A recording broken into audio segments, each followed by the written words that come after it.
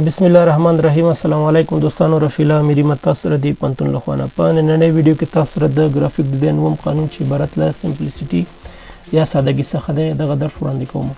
که چېرته تاسو نور قوانین مو نه وي لیدلي لاړ شئ اول هغه قانون وګورئ بیا راشئ دغه قانون تعقیب کړئ. څنګه چې د نوم څخه معلومیږي دوستانو سمپلیسیټي چې دی دا سادهوالی ته وایي، یعنې د یو ډیزاین سادهوالی ته سمپلیسیټي وایي.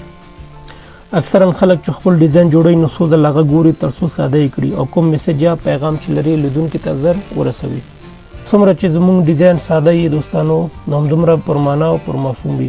موږ په دري کې چې دی یو ضرب المثل لرو چې زیبایی در سادهګي است، نو همداسې دی چې څومره زموږ ډیزاین ساده وي دوستانو نو موږ کولی شي چې خپل میسج یا پیغام چې دی هغه ژر لیدونکي ته ورسوي. او بله خبره دا ده دوستانو چې د دنیا چې مشهور کمپنیانې دي د خپل ډیزاین لپاره یو ستراتیژي لري چې ټول ډیزاینونه چې دي په همدغه ستراتیژي باندې څرخیږي.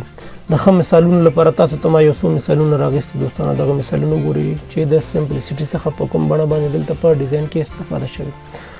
راځو اول مثال ته دوستانو. که چېرته تاسو دغه مثال ته وګورئ، دا مثال چې دی د یو کتاب پوښ دی دوستانو.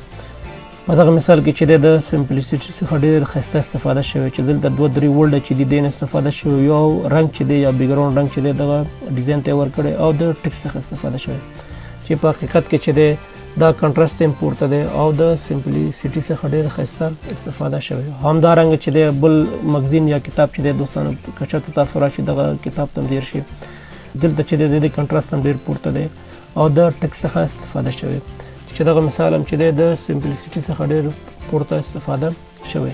همدارنګه که چېرته تاسو دغه مثال ته هم راشئ، دلته یو صرف عکس ایمیج نه استفاده شوی او دغه دوه درې ټکسه چې دي ترې نه هم استفاده شوی چې په دغه مثال کې چې دی هم د سمپلیسیټي څخه ډېر پورته استفاده شوی. همدارنګه که چېرته تاسو راشئ دغه بینر ته وګورئ، په دغه بینر کې هم چې دی دوستانو دا د ګریډین نه استفاده شوی، دغه شیپ نه استفاده شوی، همدارنګه د ټکس څخه استفاده شوی. په دغه مثال کې چې دی د سمپلیسیټي څخه ډېر پورته استفاده شوی او همدا مثال چې دی د دې کنټراسټ هم چې دی ډېر پورته دی. دې سره سره بل مثال چې دی دوستانو که چېرته تاسو راشئ دغه مثال ته ځیر شئ، په دغه مثال کې چې دلته هم د شیپ څخه استفاده شوی چې د دې کنټراسټ هم چې دی ډېر پورته. دغه مثالونه چې دي په دغه مثالونو کې هم د سمپلیسیټي څخه ډېر پورته استفاده شوی. بل مثال چې د دوستانو که چېرته تاسو راشئ دغه کافي شاپ مثال وګورئ، دلته د سمپلیسیټي څخه ډېر ښایسته استفاده شوی. که چېرته تاسو په دغه سټریټ یا کوڅه باندې تېرېږئ او ستاسو نظر چې دی په دغه بورډ باندې لګېږي نو تاسو ته دفتن ذهن ته دا راځي چې دلته کافي شاپ دی.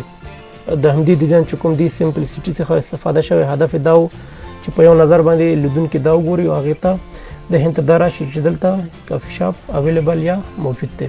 بل مثال چې دی د کوکاکولا کمپنی مثال له دوستانو که چېرته تاسو دغه مثالونو ته هم وګورئ، دلته د ریپیټیشن څخه هم استفاده شوی او بل د سمپلیسیټي څخه ډېر پورته استفاده شوی چې صرف لوګو دی او بل چې دی دوستانو دغه شیپ نه استفاده کړی او همدارنګه رنګونه چې دي. که چېرته تاسو دغه ډیزاینونو ته وګورئ دوستانو واقعا چې د سمپلیسیټي څخه ډېر پورته استفاده شوی. بل مثال چې د تاسو ته مې د لوګوګانې مثال راغوستی، که چېرته تاسو دغه لوګوګانو ته ځیر شئ دوستانو دلته وګورئ چې مشهور کمپنیانې چې دي د سمپلیسیټي څخه په کوم بڼه باندې خپل په لوګوګانې په ډیزاین کې ترې استفاده کړې.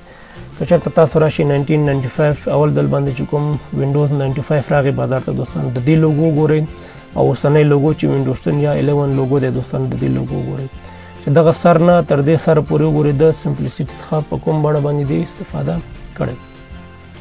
بل مثال چې د دوستانو که چېرته تاسو راشئ د پیپسي لوګو وګورئ، په 1898 کې چې اول ځل باندې پیپسي خپل لوګو جوړ کړو او اوس لوګو چې دی دوستانو که چېرته تاسو د کلونو په پرتله باندې دا وګورئ ټول هسټري چې دی دلته تاسو ته ښودلی، دلته هم د سمپلیسیټي څخه په کوم بڼه باندې استفاده کړې.